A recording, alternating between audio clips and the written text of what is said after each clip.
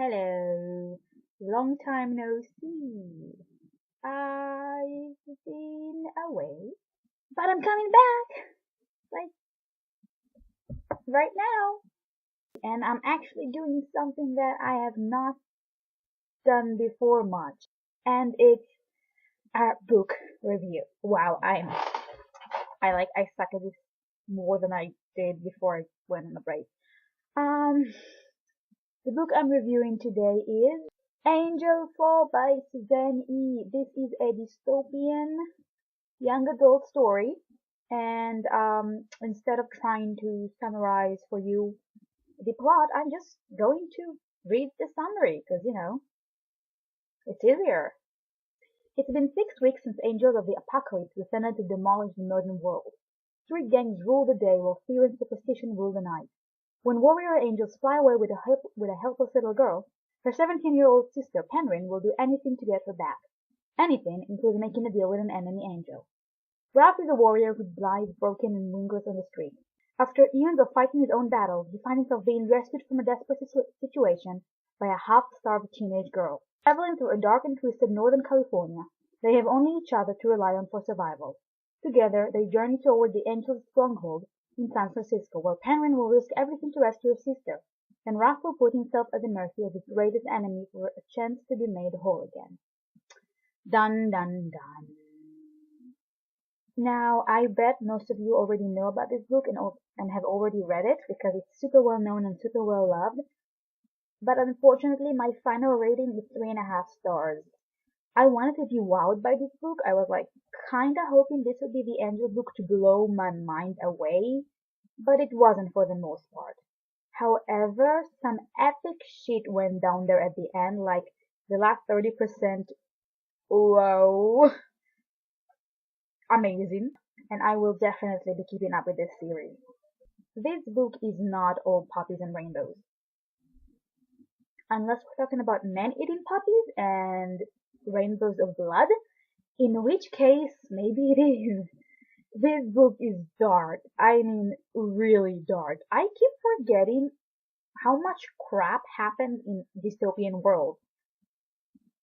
I was not expecting that. It has death, and it has munching on bodies, kids included, and it has people, creatures, beings, playing Frankenstein. Okay? Do not read it in the dark. It's like my biggest advice for you. Do not read it in the dark because you'll have nightmares, and at the very least, if you're reading it in the light, you can see the monsters coming. The story is told from Penryn's point of view as she navigates this angel-ravaged world trying to save her kidnapped sister. Why are the angels destroying our world? No idea. No one seems to know. Like, seriously, even the angels themselves are not sure why they're doing that. They just do. Which kinda sucks for us, the humans. I really liked Penryn as a main character. She was loyal and tough and hardened and strong. But the thing I actually liked most about her is how she's not going out there to save the world. And a lot of the times the hero goes on a quest to save the world, but not here. She's really just this girl, this sister, who is trying to keep her family alive and whole and one in this world that is totally out of control. And I love that. I love that she's not the hero trying to save the world. Now, her journey companion is Raffe. Actually, if you say his name like Penryn said it should be said, like Raffe, his name is actually Raffe. Now, the interesting thing about that is Raffe is a name we have here in Israel. My sort of grandpa is called Raffe. It's really easy for me to say it, but it seems really weird. It's like, I don't know, it doesn't seem like part of the English language to say Raffe. It's like Raffe. Anyway, Raff, however you'd like to call him, is an angel who's had his wings cut off. And because Penryn and him want to get to the same place, for different reasons, they decide to cooperate. And on the way, they may or may not discover the other one is not as bad as they thought it will be. Raffe may be an angel, the creature ruining our world in this book, but he's also gentle and caring and loyal and, all those other stuff that make him swoon worthy. And okay, sometimes he's slightly too confident and condescending, but it really works for him. I mean, it works. He's not like the guys that are always like non-stop condescending and annoying, and that way you just want to strangle them. No, no, no. He really balances out in a good way.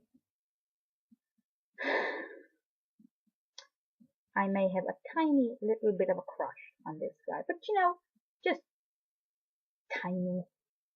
Together, Penryn and Raffe were actually kind of awesome. They don't embark on any epic relationship in this story yet, but boy, there are sparks. Like sparks. Stuff. I like that. Can you tell? Can you tell? Can you? Can you? You can tell. I know. I can see. I can tell. The ending. Raffe is just so sweet, and both of them are, but Raffe really shines in his sweetness at the ending. I was like, oh, I want them together, Suzanne. I even have theories and suggestions as to how to make it happen. So, email me. We can talk about it and then we can work it out. We can. I promise you we can. I have it all worked out. Okay? Email me. Oh, put it now. I won't put it in the description box below because you won't see this, but go to my blog. It's there. Email me. But again, I have to admit that the first 70% of the book were just kind of okay for me. They were mostly travel and hiding and running and hiding and travel and run, and you get the idea. It's like a bit of a cycle. But the last 30%, epicness dripping from them like water dripping from my hair after a shower. Waterfall, really. And those like 30% were just so fabulous and heartbreaking. How can one ending have so much heartbreak from so many different directions? Kind of depressing when I think about it, because like nothing good happens at this ending. Nothing. The situation looks beyond hopeless. Even I don't have any idea how they're gonna get out of that. Like, I have theories of how to make Penryn and Raffe a couple. I don't have a theory how this all works out. I don't. I have no idea how Susan plans on getting them out of this without killing one of my favorite main characters. Don't do that, please. I won't, my heart won't survive. I beg of you. Heart, beating. Keep it beating. Okay?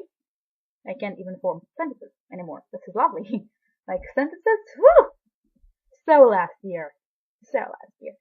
This book is really super mysterious and intriguing, and there seems to be a lot going on backstage that we have no idea why or how or what's the bad guy's endgame. I have no idea. None whatsoever. I have so many damned questions. And something tells me I'm not gonna get any of the answers soon because this is a 5-book series. 5 books. I was sure this was a trilogy and that soon it will end and I will have all the answers in my hand. But no, it's 5 books. 5. Am I gonna? Do you have any idea how old I'm gonna be when this series ends? This is 3 more years of waiting. I'm going to be out of the army by the time this series ends. It's gonna be torture. Torture! I don't know what I'm going to do. I was planning on reading the second book just right after this one, and then I saw that it was 5 books, and I was like, no!